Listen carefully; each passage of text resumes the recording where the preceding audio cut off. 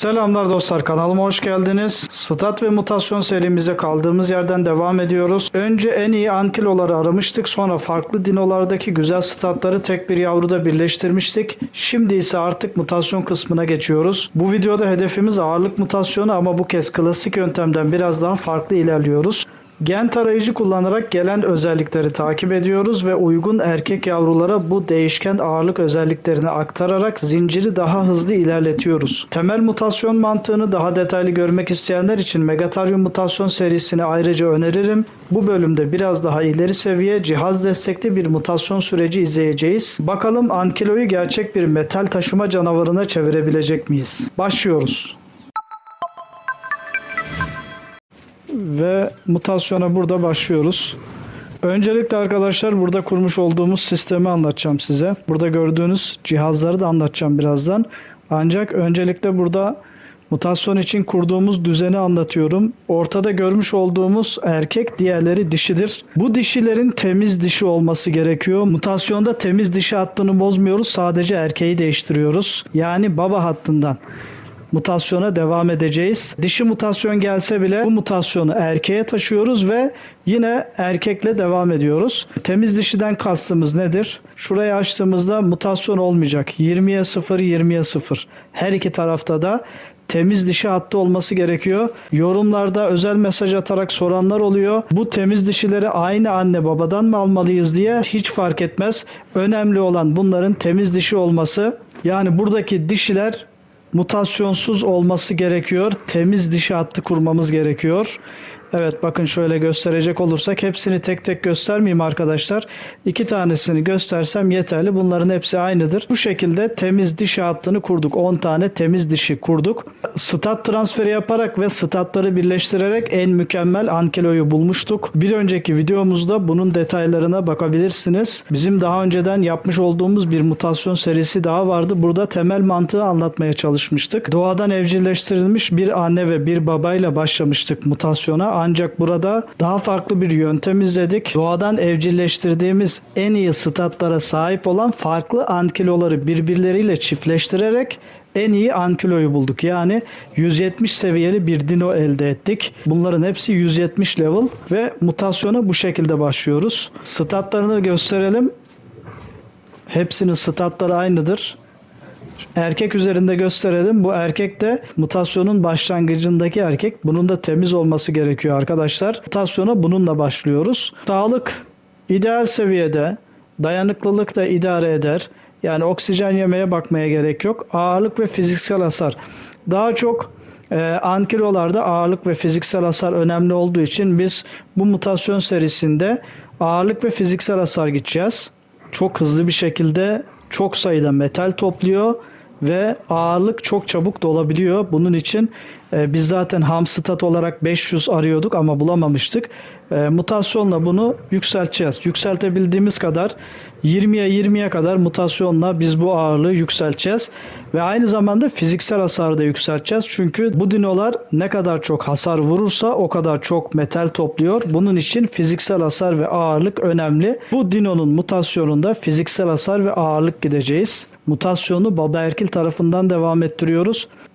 20'ye 1 ve mutasyonlu bir erkek yavru bekleyeceğiz. Bu geldiği zaman değiştireceğiz. Uygulamalı olarak bunu birazdan göstereceğiz. Evet, 20'ye 1, 20'ye 2, 20'ye 3 şeklinde 20'ye kadar baba erkil bir şekilde devam edeceğiz. Beklediğimiz stat'taki mutasyon ana erkil veya dişi gelirse bunu baba erkile taşıyacağız. Bunu da nasıl yaptığımızı süreç içerisinde göstereceğiz. Mutasyonda hedeflediğimiz seviyeye gelene kadar sadece erkeği değiştiriyoruz. Dişiler aynı şekilde kalıyor. Eğer dişi gelirse mutasyonda bunu erkeğe taşımamız için de temiz erkek gerekiyor. Onun için yedeğe de ayırdık. Mutasyonlu beklediğimiz yavru geldiği zaman bu erkekle mutasyonluyu değiştireceğiz. Mutasyonun ağırlık statını etkilemesi gerekiyor ve baba erkil yavru bir erkek bekleyeceğiz. Hedefimiz belli olduysa şimdi mutasyonu başlatıyoruz. Bunu açmamıştık. Şimdi başlamamız için bunu açtık. Ve şu anda başladı. Mutasyonlu yavru bir erkek bekliyoruz. Ve statları ağırlığa gelmesi gerekiyor. Evet, şuraya da gösterelim arkadaşlar. Şimdi buraya da oviraptorları koyduk. Bir tane burada var. Bir tane de diğer tarafta var. Bunu da niye koyduğumuzu açıklayalım. mutasyon buff'ı vermesi gerekiyor diye bir hurafe söylemeyeceğim tabi. Oviraptorları da yumurtaları toplaması için koyduk. Daha kolay bir şekilde yumurtaları buradan alıp, evet, ağırlık da koyduk buna arkadaşlar, bakın. Yerinden hareket etmesin diye ağırlık da koyduk buna. Bir tane de diğer tarafta var. Evet, şurada var bir tane de. Bunlar yumurtaları toplayacak. Yumurtaları bunlardan alacağız ve şuradaki cihazları tanıtalım şimdi de.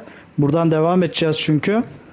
Bunu kullanacağız arkadaşlar. Şimdi şuradaki değil, Bobtails paketiyle gelen bazı cihazlar var. Bu embriyo inkübatörü ve şurada görmüş olduğunuz buradaki gen depolama.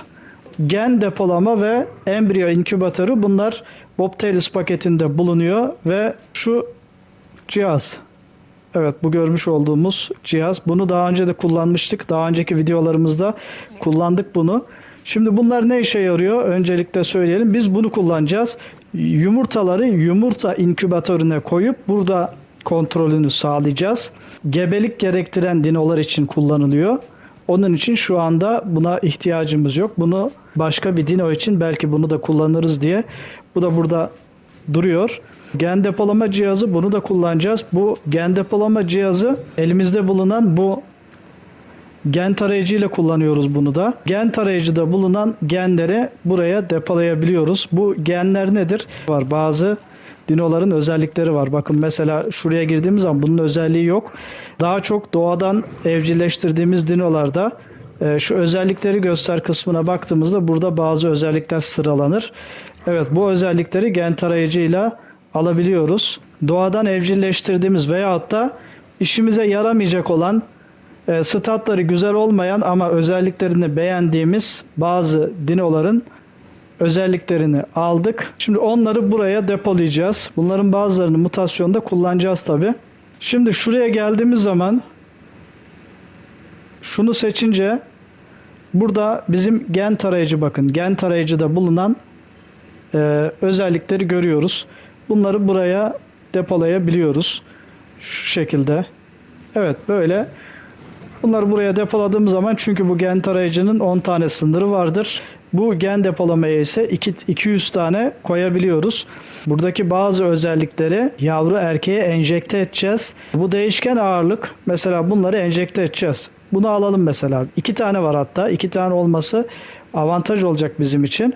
Üzerinde de yazdığı gibi bu yaratığın ağırlık istatistiği oldukça değişkendir ve bu da yavrularının mutasyona uğrama olasılığını arttırır.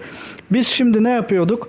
Biz mutasyonun ağırlıkta gelmesini beklediğimiz için gelecek olan mutasyonlu yavrulara bu özelliği enjekte ediyoruz. Böylece mutasyon gelme olasılığını yükseltmeyi amaçlıyoruz. Buna da koyabilirdik ama bu hattı oluştururken bunu düşünmemiştik. Şimdi gelecek olan yavrulara bunu enjekte edeceğiz. Şimdi yumurtalarımız toplandı tabii. Yumurtalarımız geldi.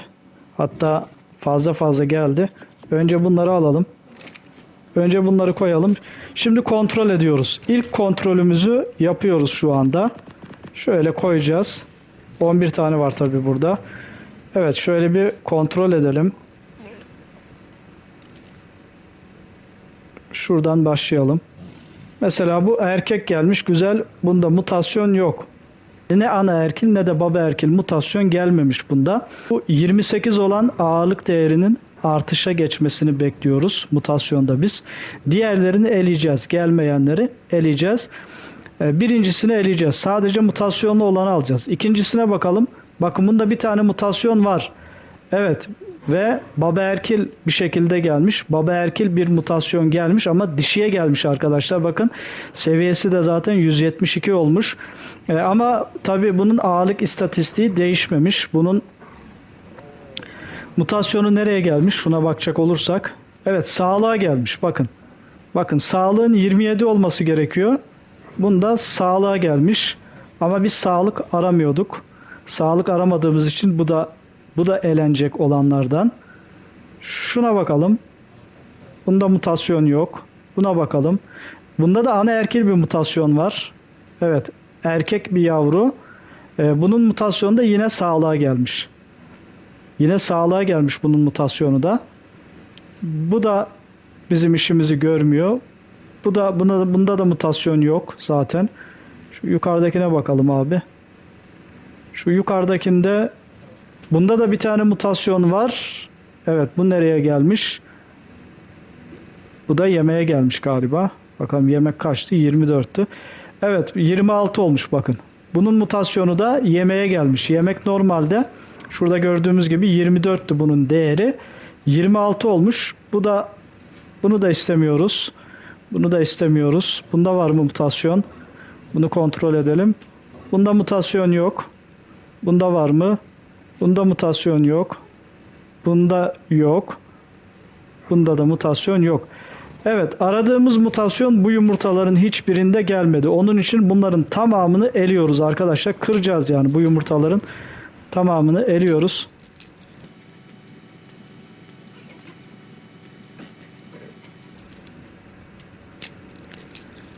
Bunların hepsini kırdık bu yumurtaların. Şuna bir bakalım. Bunda da mutasyon yok. Bunu da gönderebiliriz. Bunu da gönderdik. Şimdi şuradaki yumurtaları toplayalım bir de. Bu tarafa da gelmiş olması lazım. Evet, şimdi bunları kontrol edelim. Tabii mutasyon geldi ama beklediğimiz mutasyon gelmedi. Şimdi bunları kontrol. Mutasyon yok bunda. Bunda mutasyon yok. Evet, bunda bir tane mutasyon var. Evet, bu da stamina'ya geldi bakın. Stamina normalde 33 ve bu 35 olmuş. Evet, 2 puan alıyor arkadaşlar. Her mutasyon 2 stat puanı verir. Onun için bu şekilde kontrol edebiliriz. Ama maalesef bu yumurtada stamina'ya gelmiş. 33 iken 35 olmuş. Buraya gelmiş bu mutasyon. Buna bakalım. Bunda mutasyon yok. Bunda var mı? Bunda da yok. Bunda var mı abi? Evet, bunda da yok. Bunları da eliyoruz. İlk turda aradığımız mutasyonlar gelmedi ve bunları da eliyoruz.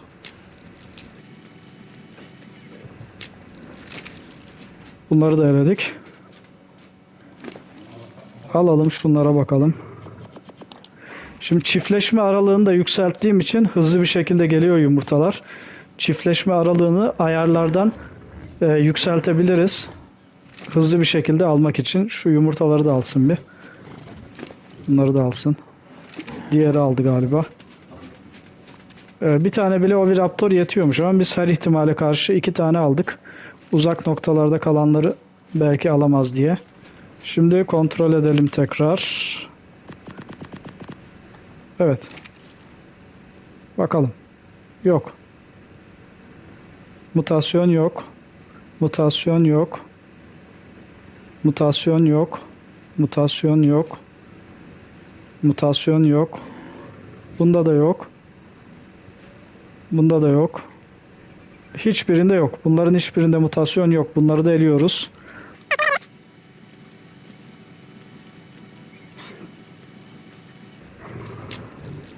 Evet, bunlarda da beklediğimiz mutasyon gelmedi ve eledik. Arkadaşlar bir süre sonra beklediğimiz mutasyon geldi. Şu yumurtada bakın. Birinci slotta. Evet, erkek geldi ama anaerkil bir mutasyon geldi. Bunu baba erkile taşıyacağız. Birinci slottakinde var. Şu ikinciyi gönderelim abi. Gönderdik. İkinci, şunda mutasyon var. Aradığımız mutasyon bunda geldi. Evet, ağırlık istatistiği 28 iken bunda 30 oldu. Tahminen 50 tane falan yumurta bekledik arkadaşlar, bunu belirtelim. Bu mutasyon sabır işidir. Ve beklediğimiz yavru geldi. Beklemiş olduğumuz ağırlık statı geldi. 390'lardaydı. 390 iken 400 oldu. Ama şurada gösterelim arkadaşlar. Biz baba erkil devam edeceğiz dedik. Bu ana erkil geldi. Bunu erkek olduğu için biz bunu direkt dişi hattına sokacağız arkadaşlar. Gen tarayıcıdaki özellikleri buna enjekte edeceğiz. Bakın bu şekilde. Evet, bu özellikleri buna aktarıyoruz. Evet, gördüğünüz gibi üzerinde de yazıyor. Artık bunda bu özellikler var. Şimdi buna sahiplenme vermiyoruz. Sahiplenme verirsek eğer statlar değişecek ve stat kontrolünü sağlayamayabiliriz buradan. Onun için sahiplenme vermemiz gerektirecek bir şey yok. Zaten bunu ileride eleyeceğiz. Şuradan pasife alalım bunu. Evet. Mutasyon ağırlık bir şeklinde isimlendirdim bunu. Artık bunu platforma koyacağız. Yani şimdi bu mutasyonlu. İlk mutasyonluğumuzu aldık. Artık mutasyona bununla devam edeceğiz. Bu erkeği alıyoruz buradan artık. Evet, bu erkeği alıyoruz. Bu erkeği aldık. Temiz erkeği aldık buradan. Şimdi mutasyonlu erkeği buraya koyacağız. Ve işleme bu şekilde devam edeceğiz. Bu sefer ikinci mutasyonu bekleyeceğiz. Bir erkek yavruda aradığımız stata, yani ağırlık statına mutasyon geldiği takdirde o erkek yavruyu alıp bu platforma koyacağız. Zaten bu erkek olduğu için gelecek olan mutasyonlar baba erkil olarak gelecek. Baba erkil olursa 20'ye 2 gelecek. Mutasyona devam edeceğimiz erkek bu artık. Rengi de bayağı güzelmiş ya. Bayağı güzel geldi rengi de. Şimdi buna değişken ağırlık özelliği de verdik. Aradığımız stat'taki mutasyonun gelme olasılığı biraz daha yüksek oldu artık. Gelecek olan yavruya tekrar bunu enjekte edeceğiz bundan alıp. Şimdi şöyle söyleyelim arkadaşlar. Bakın bu baba erkil bekliyorduk biz ama ana erkil geldi. Ne olacak şimdi? Bundan doğacak olan yavrular zaten baba erkil gelecek. Bundan doğacak olan yavruların mutasyon sayacı baba erkil gösterecek. Yani ana erkil göstermeyecek. Bu her ne kadar ana erkil olsa da erkek yavru olduğu için bundan doğacak olan yavrular zaten baba erkil olacak. 20'ye 1 şeklinde gelecek yavrular. Ama mutasyonlu gelirse ve bu mutasyon baba tarafından gelirse 20'ye 2 baba erkil olacak. Anne tarafından gelirse 20'ye 1 ana erkil, 20'ye 1 baba erkil olacak. Hiç fark etmez. Biz yine erkek olduğu takdirde onu platforma koyacağız ve onunla yolumuza devam edeceğiz. Mutasyonu daha detaylı anlattığımız serinin linkini sağ üst köşeye bırakıyorum. Eğer mutasyona sıfırdan başlıyorsanız o seriyi de izlemenizi öneririm arkadaşlar. Şimdi ilk yumurtaları kontrol ediyoruz. Şöyle, evet. Evet, bakın artık gelen yavrular baba erkil, bir mutasyonlu gelmesi gerekiyor ama bu 2 mutasyonlu gelmiş. Yani bunda bir tane yeni mutasyon var. Baba erkil 2 mutasyon gösteriyor. Bunda bir tane mutasyon var ve 174 olmuş zaten ama yani ağırlık statına gelmemiş bu. Bu staminaya gelmiş. 33 iken 35 olmuş stamina. Biz ağırlığa bekliyoruz. Yani ağırlığın 32 olmasını bekliyoruz. Bu ağırlığa gelmemiş. Bunu eleyeceğiz. Evet, bunda da gördüğünüz gibi bunda da mutasyon var. Ama zaten gelecek olan yavrular bir mutasyon baba erkil gösterecek demiştik. Burada da yeni mutasyon ana erkil gelmiş. Ancak bu da yine beklediğimiz stata gelmedi. Bu da oksijene geldi. Bunu da eleyeceğiz. Bunda yeni bir mutasyon yok. Bakın baba erkil gösteriyor. Hepsi baba erkil gösterecek. Evet. Çünkü mutasyon babada. Yeni bir mutasyon bekliyoruz. İlk yumurtalarda mutasyon yok maalesef. Şöyle bir açıklama da yapalım arkadaşlar. Bakın burada kontrol ettiğimizde ağırlık 30 gösteriyor bakın. Bunda ağırlık 30 gösteriyor. Çünkü babadan almış bunlar. Statları babadan aldığı için 30 gösteriyor. Şu anda annenin ağırlık istatistiği 28 olduğu için bazı yumurtalarda 28 görebilirsiniz. Bazılarında 28, bazılarında 30 var. Ağırlığa yeni bir mutasyon gelebilir ama statı anneden alırsa eğer bu yine 30 kalır. Onu da elemek zorunda kalırız. Biz şu anda sadece ağırlık istatistiğinin 32 olmasını ve yeni bir mutasyonu bekliyoruz. İkinci turda aradığımız yumurtayı bulabilecek miyiz? Evet, bunda bir tane var. Bunda bir tane var. Anneden gelmiş. Buna bakalım. Nereye gelmiş bu? Evet, az önce söylemiş olduğumuz durumu burada görmüş olduk arkadaşlar. Evet, ağırlığa geldi ama ana erkil geldi ve statını anneden aldığı için 28'in üzerine 30 geldi yine. 30 geldiği için arkadaşlar bunu da elemek zorundayız. Babanın ağırlık statının üzerine ki o da zaten 30, 32 olmasını bekliyoruz. Bunun için maalesef beklediğimiz mutasyon da gelmemiş oldu arkadaşlar burada. İkinci turda da beklediğimiz yavru yine gelmedi. Evet, beklediğimiz ikinci mutasyon geldi. Hem de erkek yavru ve Yine ana erkil geldi. Fark etmez. Hemen çiftleşmeyi durduralım. Daha fazla yumurta gelmesin. Şuradan çiftleşmeyi kapatalım. Şimdi artık bunu alacağız. Bunu kripota alıyoruz. Evet. Beklediğimiz erkek yavru geldi. Bununla değiştireceğiz çünkü. Ağırlık istatistiği 32 oldu ve beklediğimiz yavru geldi. Yine ana erkil geldi. Bakın yine ana erkil geldi. Seviyesi 174 ama erkek geldi. Hiç fark etmez. Bu erkek olduğu için bu yavru, gelecek olan yavrular 2 mutasyonlu baba gösterecek. Yani 20'ye 2 olacak gelecek olan yavrular. Onun için bunu da alıyoruz. Evet, bu bizim aradığımız erkek. Gelmiş oldu. Çok güzel. Abi dur ya, şey yapmadık biz ya. Şu şeyi unuttuk. Buydu değil mi? Tamam.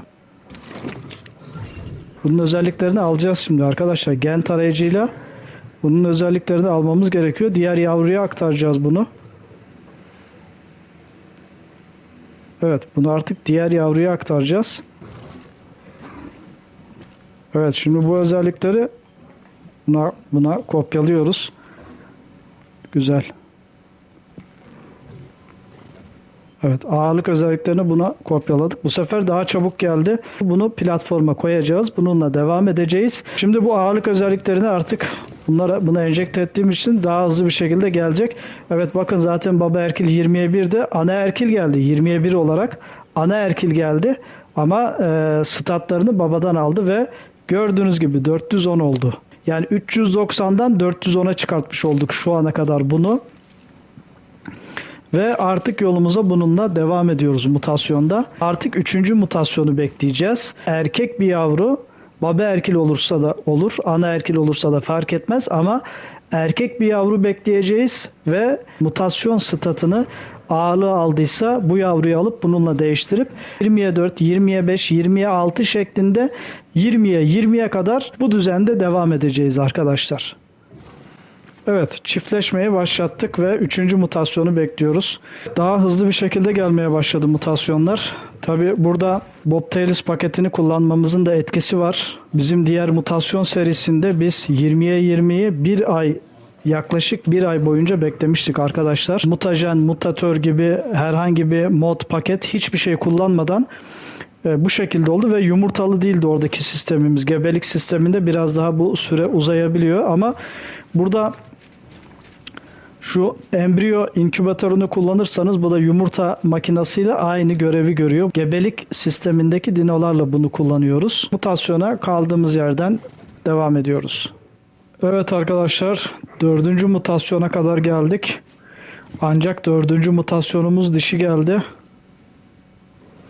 Şuradan gösterelim. Bakın 20'ye 4 baba erkek, tam istediğimiz yavru geldi. 20'ye 4'e kadar geldik arkadaşlar. Ancak bu dişi geldi. Şimdi ne yapacağız arkadaşlar? Bunu temiz bir erkekle çiftleştirip erkek yavru bekleyeceğiz bundan. Şöyle gösterelim. Bakın 430'a kadar geldik. Evet, 20'ye 4 geldi. 430'a kadar geldik. Ancak gördüğünüz gibi dişi geldi. Temiz bir erkekle çiftleştireceğiz bu dişiyi şimdi. Evet, mutasyonu olmayan bir tane erkek getirdik. Şöyle koyalım. Buradan gelecek olan erkek yavruyu buraya koymamız gerekiyor. Ana erkil gelecek ama sorun değil arkadaşlar. Daha önce de söylemiştik. Ana erkil 20'ye 4 gelecek. Önemli olan erkek gelmesi. Erkek geldiği zaman bu temiz dişilerden doğacak olan yavrular zaten baba erkil olacaklar. Evet, yumurta buraya geldi. Buradan alalım. Şöyle bir kontrol edelim. Evet, bakın dediğimiz gibi ana erkil 20'ye 4 geldi. Ağırlık statında bulunuyor, hala mevcut 36. Güzel. Level'ı da 178. Bu yumurtayı alacağız. Erkek geldi. İstediğimiz erkek yumurta geldi arkadaşlar. Şimdi bunları kaldırıyoruz. Bunu yedeğe alacağım. Bunun rengi hoşuma gitti. Belki ileride bunun rengini kullanabiliriz arkadaşlar.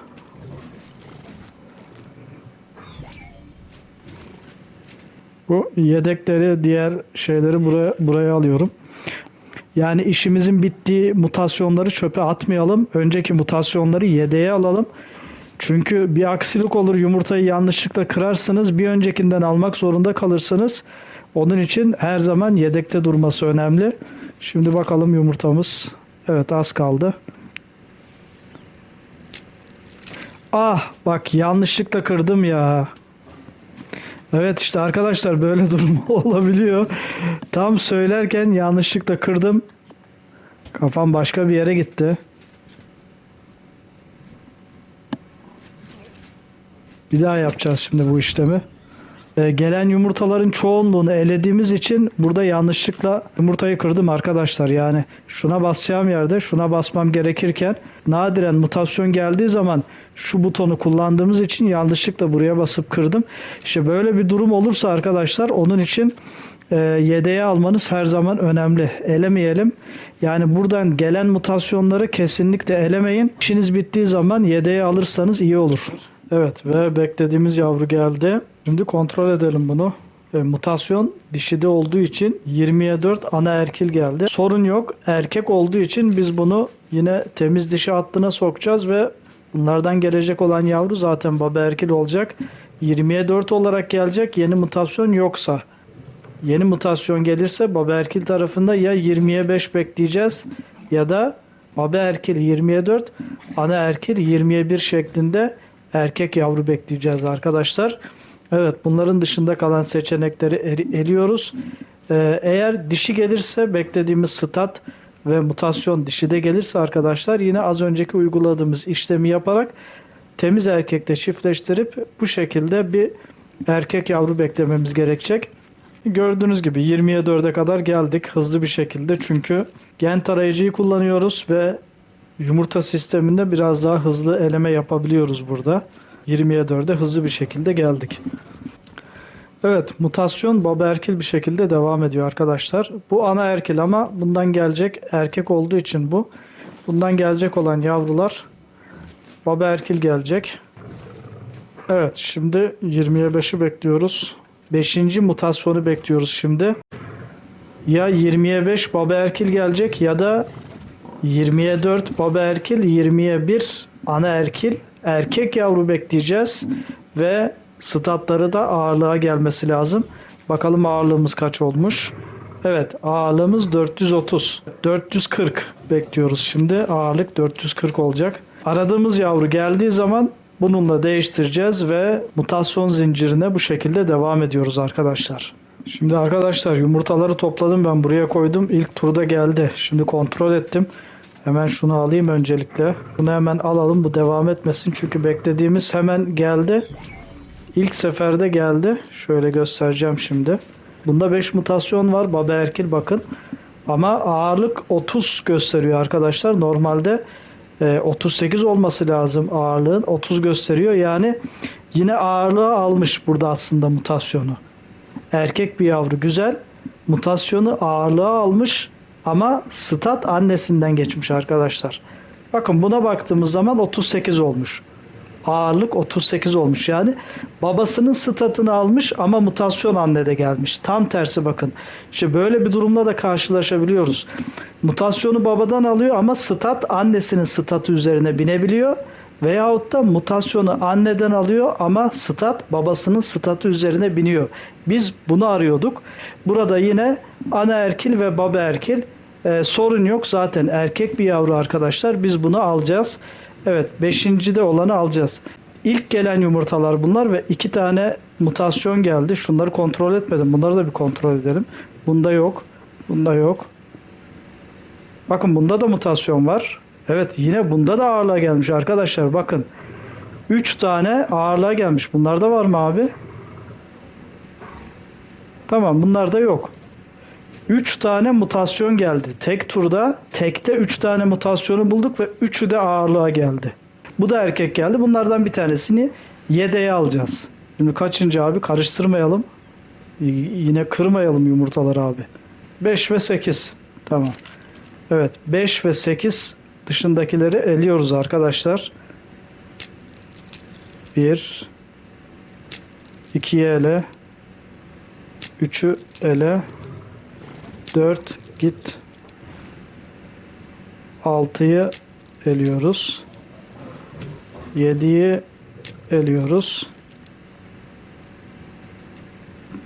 9'u eliyoruz. Ve 10'u eliyoruz. Evet. Mutasyonlu yumurtalarımız bunlar. 5. mutasyon da bu şekilde gelmiş oldu.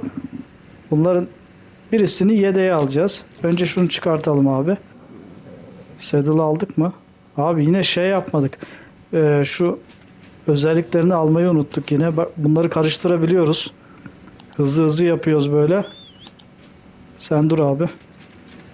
Şimdi özelliklerini almayı unuttuk gen tarayıcıya. Çünkü bu bizim işimizi hızlandırıyor. Neredeydi? Ha, buradaymış. Bunu koymamışız zaten.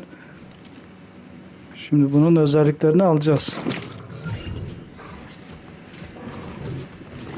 Gel abi, nereye gidiyorsun sen? Gel dur. Dur. Evet, şimdi bunun özelliklerini alacağız. Yavruya vereceğiz bunları. Bu mutasyon ihtimalini, mutasyon olasılığını yükselttiği için bunları almamız önemli. Evet, bu şekilde zaten hızlı ilerledik. Normalde bu kadar hızlı ilerleyemezdik. Evet, rengi de güzelmiş. Acaba bunu mu alsak, ötekini mi alsak? Bunu alalım abi ya. Renklere sonra bakarız. Renklere sonra bakarız. Bunları yavruya enjekte etmemiz gerekiyor. Evet, enjekte ettik yavruya. Şimdi bu 5. mutasyon, ağırlık 5 diye isimlendirdik. Bunu çok kısa sürede 5. mutasyona geldik, onu söyleyelim. Gen tarayıcıyı kullandığımız için bakın 170'lerden 180'lere geldik ve ağırlık 440 oldu arkadaşlar, gördüğünüz gibi. 20'ye 4 baba erkil, 20'ye 1 ana erkil. Fark etmez. Erkek yavru olduğu için bunu temiz dişilerin arasına alacağız. Bu erkek olduğu için gelecek olan yavrular 20'ye 5 baba erkil gelecek. Bu sefer de 20'ye 6 baba erkil veyahut da 20'ye 5 baba erkil, 20'ye 1 ana erkil bir erkek yavru bekleyeceğiz. O geldiği zaman bununla değiştireceğiz. Evet arkadaşlar, 20'ye 5'e kadar geldik mutasyonda ve çok hızlı bir şekilde ilerledik gerçekten. Bobtails paketindeki gen tarayıcı özelliğini kullanıyoruz ve buna kopyaladığımız genetik özellikleri yavrulara enjekte ederek ağırlık statının daha hızlı gelmesini sağlıyoruz. Bir sonraki videoda yorumlardaki soruları da cevaplandırarak uygulamalı bir şekilde gösteririz arkadaşlar. Ayrıca Megatarium mutasyonu yapmış olduğumuz mutasyon serisini de izleyebilirsiniz. Orada bu konuları daha detaylı bir şekilde işlemiştik. İzlediğiniz için teşekkür ediyorum. Mutasyon serimiz ve Asrios keşif ve macera serimiz devam ediyor. Kanalıma abone olmadıysanız abone olmayı, beğenmeyi ve videoya yorum yapmayı unutmayın arkadaşlar. Bir sonraki videoda görüşmek üzere. Hoşça kalın.